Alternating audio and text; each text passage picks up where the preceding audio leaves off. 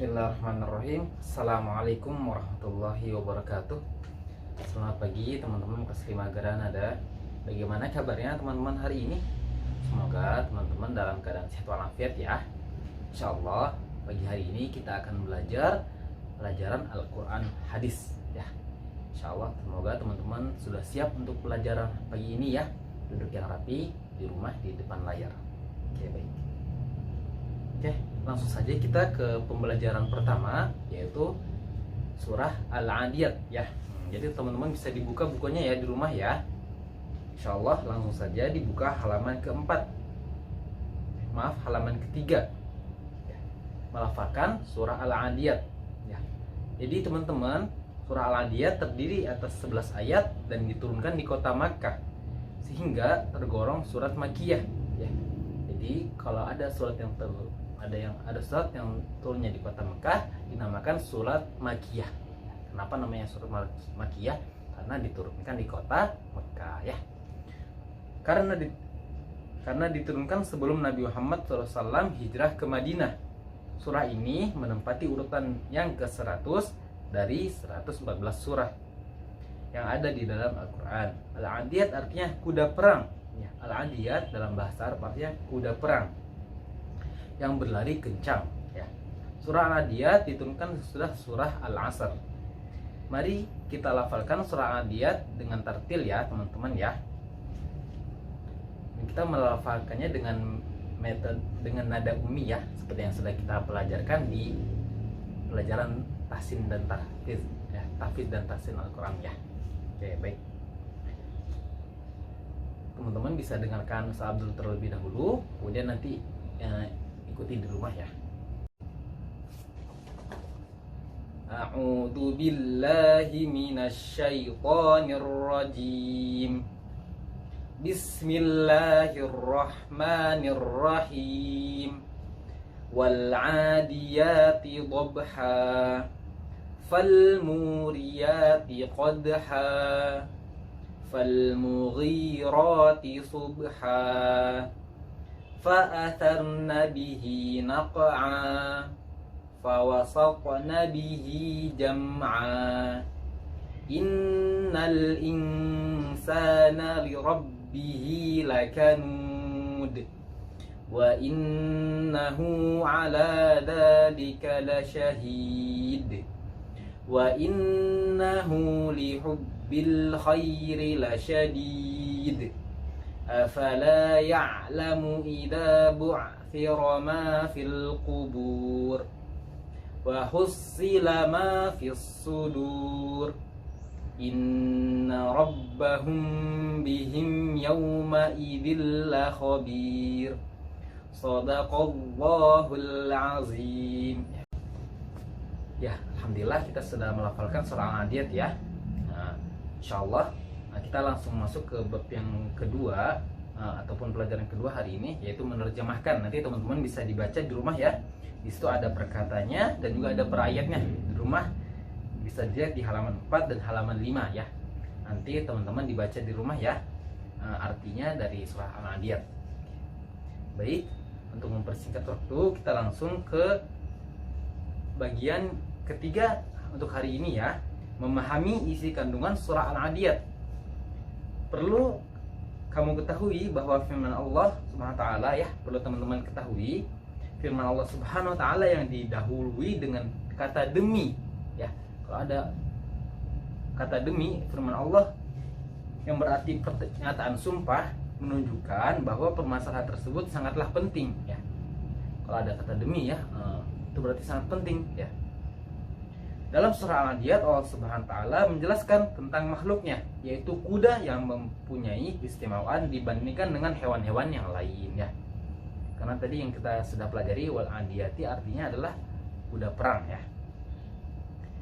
Oke, baik, kita lanjutkan. Kuda diciptakan Allah Subhanahu wa taala sebagai hewan yang istimewa dan memiliki banyak kelebihan. Kuda dapat menjadi kendaraan dan perhiasan bagi pemiliknya. Selain itu, kuda juga digunakan sebagai kendaraan perang. Iya ya. Kalau pada zaman dahulu ya, ketika perang ya, pada zaman Nabi, zaman sahabat Nabi ya, kuda itu menjadi kendaraan, karena pada zaman dulu tidak ada mobil, motor ataupun tank ya. Kalau zaman sekarang kan sudah pakai alat-alat seperti itu ya, kendaraan seperti itu. Kalau zaman dulu tidak ada kendaraan seperti itu, maka menggunakan kuda ataupun onta ya. Tapi di sini kuda yang menjadi salah satu kendaraan yang cukup mewah pada saat itu ya. Selain itu, kuda juga digunakan sebagai kendaraan perang ya. Hanya kuda yang sering dijadikan kendaraan sekaligus senjata dalam perang selama berabad-abad ya. Di kuda ini yang salah satu yang istimewa ya, kendaraan yang istimewa pada zaman tersebut. Pada ayat 1 dan 1 sampai 5, Allah Subhanahu wa taala bersumpah atas nama kuda perang yang berlari kencang. Digambarkan bahwa kuda perang tersebut berlari kencang dengan terengah-engah atau berlari dalam kecepatan tinggi ataupun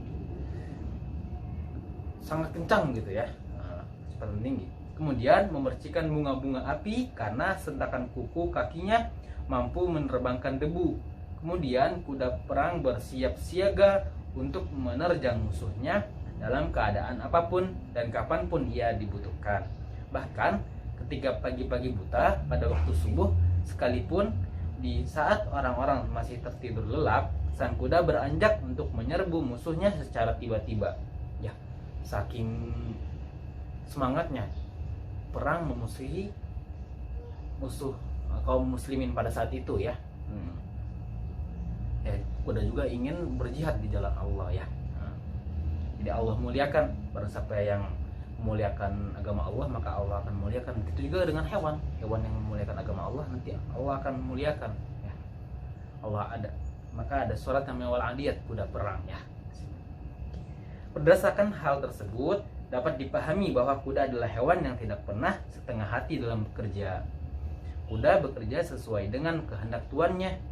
Apapun yang diperintahkan dengan pecutan tuannya akan ditaati sepenuh hati. Jika dikaitkan dengan kehidupan manusia, Allah Subhanahu wa taala memerintahkan kita untuk senantiasa bersiap siaga dalam berbagai hal. Namun hal ini tidaklah mudah dilakukan dan harus dipaksa agar mampu langsung mengambil air wudhu dan sholat tanpa harus menunda-nunda. Nah, begitu juga ya, jadi kuda tersebut mencontohkan kita ya, kalau kita dipanggil oleh Allah dengan azan ya, seruan sholat, kita harus bergegas ya. Nah, karena tadi kuda pun seperti itu, ketika tuannya memecut dia untuk kerja apa lari ataupun bawa saya, maka dia akan segera kuda itu.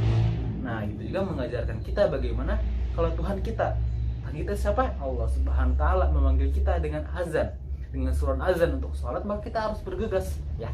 Jadi seperti itu teman-teman ya. Ini menjadi contoh kita ya. Ya, di sini diterangkan saat azan tiba, hendaknya kita membiasakan diri langsung mengambil air wudhu dan sholat tanpa harus menunda-nunda ya. Jangan menunda-nunda ya teman-teman ya, di rumah ya, ketika ada azan kita bergegas untuk sholat ya. Membiasakan diri membaca Al-Quran setiap hari setelah selesai sholat walaupun 5-10 ayat. Membiasakan diri puasa sunnah dan lain sebagainya ya. Pada ayat ke-6 dan seterusnya, Allah Subhanahu wa taala menceritakan tentang sifat manusia. Manusia yang sering ingkar dan tidak bersyukur atas nikmat Allah Subhanahu wa taala ketika diberi cobaan. Mereka berkeluh kesah dan menyalahkan orang lain. Tetapi ketika diberi nikmat, mereka melupakan Tuhannya. Padahal betapa banyaknya nikmat Allah Subhanahu wa taala yang telah diterimanya. Di akhirat kelak mereka akan menyaksikan sendiri keingkarannya karena kecintaan mereka terhadap harta benda yang berlebihan sehingga membuat seseorang pelit dan bakhil. Pelit dan bakhil merupakan sifat tercela yang akan menimbulkan rasa dendam, dengki dan iri hati dalam jiwa. Ya, karena pada ayat 6 ini teman-teman ya, bisa dilihat terjemahannya tadi ya di pelajaran kedua. Ayat ke-6 itu menceritakan tentang orang yang bakhil ya. Jadi kita tidak boleh bakhil, harus suka berbagi dengan teman-teman, dengan keluarga kita harus sering-sering berbagi ya.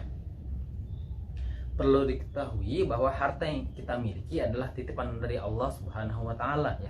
Karena harta yang kita miliki ini adalah titipan ya. Tidak akan kita bawa mati ya. Mobil kita, harta kita, duit kita, baju kita, kita nggak bakal akan tidak akan dibawa mati. Semuanya ini hanyalah titipan dari Allah Subhanahu wa taala. Maka kita harus tetap berbagi kepada teman-teman kita, saudara-saudara kita dan keluarga kita ya. Dan di dalamnya terdapat hak orang lain. Ya, ada hak orang lainnya ya. Bagi fakir miskin, bagi orang-orang yang kurang mampu ya. Yang harus ditunaikan melalui sedekah dan infak. Jadi, kita tidak boleh mencintai harta kita secara berlebihan hingga melupakan Allah Sang Maha Pemberi rezeki ya. Jangan sampai teman-teman ya, harta kita membuat kita ini lupa, membuat kita ini lalai akan perintah Allah Subhanahu wa taala. Nah, jadi lupa sholat, lupa puasa, lupa berzakat. Jangan sampai teman-teman ya. Jadi bagaimana harta ini yang kita miliki menjadi pengingat ya, kita caranya dengan sering-sering berinfak, bersedekah ya. Karena rezeki yang kita miliki adalah dari Allah. Nah, dan semuanya akan kembali ke Allah Subhanahu wa taala ya. Karena Allah lah Sang Maha Pemberi rezeki. Oke, baik teman-teman. Untuk hari ini sampai di sini dulu ya pelajaran kita tentang surah Al-Adiyat ya. Semoga teman-teman nanti bisa dihafalkan surah Al-Adiyatnya. Dan Ustaz Abdul memberikan tugas untuk teman-teman untuk menghafalkan surah Al-Adiyat dan bisa dikirim ke Pak Abdul via WA ya teman-teman semuanya. Semoga yang Pak Abdul sampaikan untuk hari ini bisa dipahami di rumah teman-teman semuanya ya, dan juga bisa dipelajari surah Al-Adiyatnya, dibaca lagi ya yang tadi telah Ustaz Abdul terangkan, bisa dipahami, bisa dibaca lagi di rumah ya. Ingat ada tugas satu ya, yaitu menghafalkan surah Al-Adiyat, nanti bisa dikirim via WA teman-teman semuanya ya. Terima kasih semuanya, jazakumullah khairan. Assalamualaikum warahmatullahi wabarakatuh.